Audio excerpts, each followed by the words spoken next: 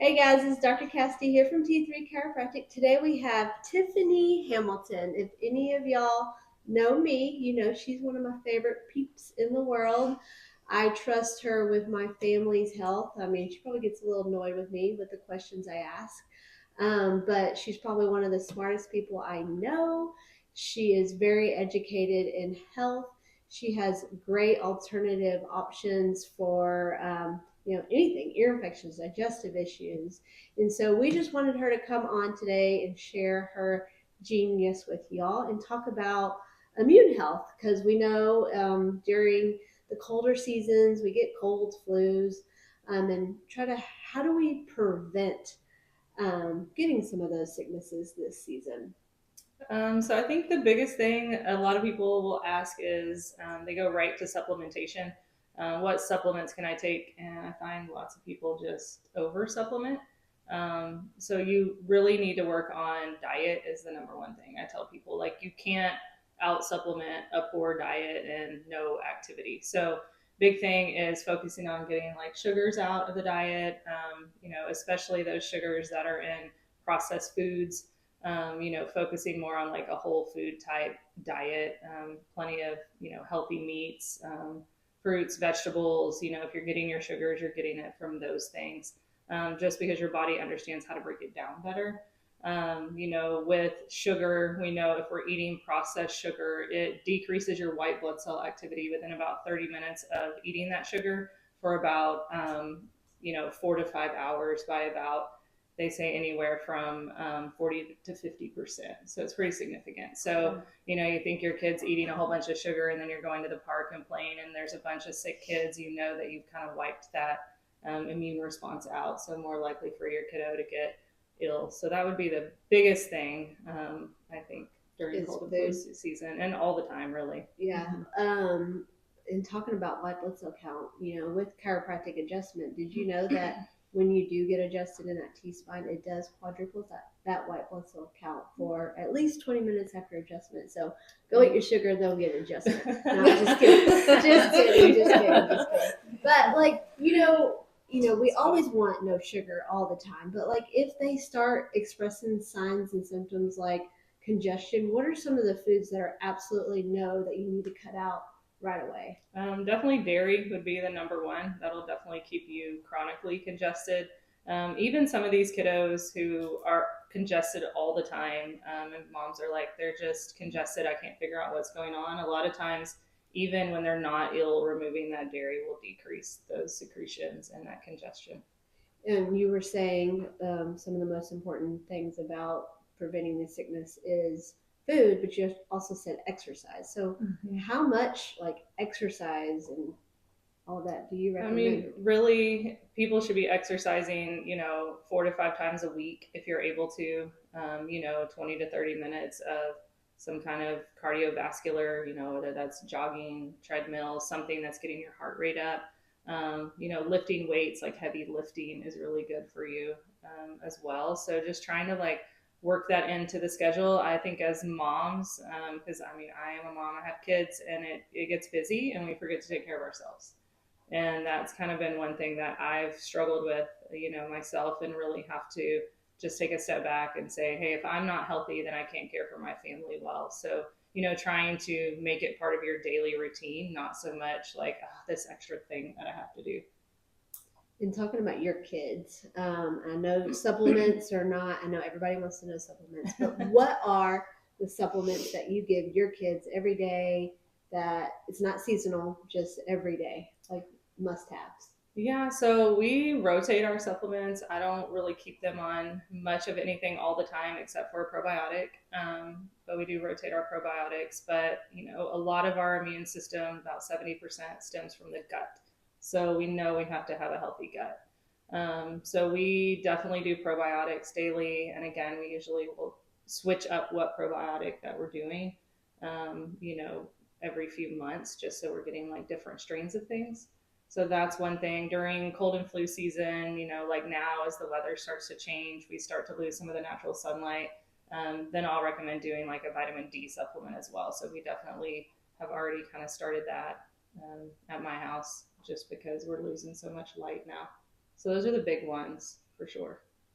And what about the whole elderberry that everybody's talking about right now? I think elderberry is good too. Again, it's something I kind of like to pulse in and out of, for my family, anyways. Do some elderberry maybe a couple times a week during cold and flu season. Certainly, if they get sick, it's something I always have on hand to give a couple times a day. So elderberry is great. Briar rose is another really great one that I like to have on hand as well. That one's gemotherapy, so it's made from a plant bud. I love it because it's also safe in infancy. There's not a lot of things that we can give to infants. So a lot of times, most providers will just say, make sure they're hydrated, breastfeed, cool mist humidifier, those sort of things, but nothing really that they're able to give baby internally. And this is something that we can at a certain age, but very much so in infancy. So that's really great. Briar rose, and that's one more seasonal. No, not you said briar rose, right? Briar rose. Yeah, is it seasonal? I mean, you can use it really for any illness, So if they're sick, then you just kind of ramp it up. You're going to give it like 3 times a day. If they're healthy and you're doing it for preventative or just immune support during cold and flu season, then just 1 time a day. But you don't really give it to them year round. Mm-mm. Just it's more like cold and flu season, and when they're expressing when they're ill, signs and symptoms. Mm-hmm. Yeah. You talked about illness. We haven't really gotten to that part yet. We kind of were like prevention. Mm-hmm. When we're ill, how do we support the immune system naturally? Yeah, so I mean, again, with the prevention, you're going to start again diet, exercise, the vitamin D during, again when we're losing some of this natural sunlight, just to kind of support that. Zinc is another great thing that I really encourage people to do. And again, this is more of like a seasonal thing as well, unless there's something chronic that we're trying to handle. Then that is another thing that I like to start people on. Vitamin C. That's an easy, safe one to give. Your pregnant moms can take vitamin C unless there's some, contraindication that your provider, feels that you can't take it. But generally, most people can take that. So that's another good one. While they're sick, yeah. What about like staying hydrated and things like that, especially while we're sick? Not just for our kids, but like, also adults. We talked about moms a little bit, but. Yeah, for sure. I mean, making sure water should be our primary source of, fluids. A lot of these kiddos walk in with sodas and juice and or juice mixed into their water and stuff like that. So that's a good one. The other thing too, I think that we overlook a lot is what's going on with the central nervous system. And I think being here would be a good time to talk about that. Again, kind of like you can't out supplement your diet. It's kind of the same with your central nervous system. If you're in a fight or flight response all the time, that's going to increase your likelihood of developing an illness as well. So it's really good. That's where exercise can come in. Your diet can come in to play. Yeah, that was going to be my next thing, getting plenty of sleep each night, and finding time to just kind of be awake and away from people when you can, like having that downtime, without your kids and without your husband, just to be able to just kind of relax and like collect your thoughts too, just to get, in this kind of out of fight or flight response. It's right? So funny you mentioned that, because I was just thinking, like, what about adrenal fatigue during like the holidays? Yeah. So many of us experience that. Yeah, the stress. Yeah. And how we get out of that, right? So that's a big one. Grounding mats are really great for changing the ionic charges of the body and getting people out of fight or flight response. Obviously, chiropractic care is great at getting people out of the fight or flight response.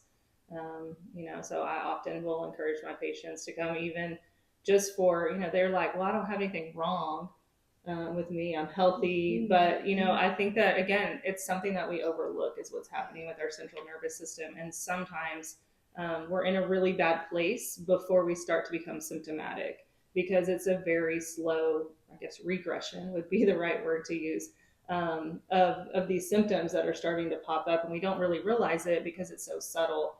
And then suddenly it's like you feel like everything's crashing. And I know for me, I mean, I did chiropractic care for a very short time when I lived in Hawaii. And then I stopped doing it for a long time and then came back and met back up with Dr. Cassidy and was like, it's changed my life. I mean, I had migraines for the longest time. I'm definitely a fight or flight person. She can tell you that because she adjusts me all the time. But I will tell you, I mean, I tell people all the time from personal experience, it has changed my life. Like I probably have a migraine once a year. Sometimes I skip a year and I don't have a migraine, and I was having them once a month for the longest time. So that's a big one. And I leave here and I can feel just like, oh, like I needed that, you know. The weight off your shoulder. Mm-hmm. For sure. Yeah. So I think that is, people always ask me, what do you do to stay healthy? Because you're around sickness all the time. Chiropractic care has definitely made a big difference for me, I think, in regards to like overall wellness.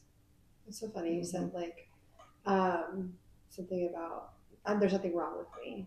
We talk a lot about pain is the last thing that shows up when there's something wrong. It's our alarm signal. It's like, oh, you haven't listened to all of these things that I've been trying to tell you for so long. Here's what I know that you'll listen to. Yeah. I know if your back hurts, you'll listen to me.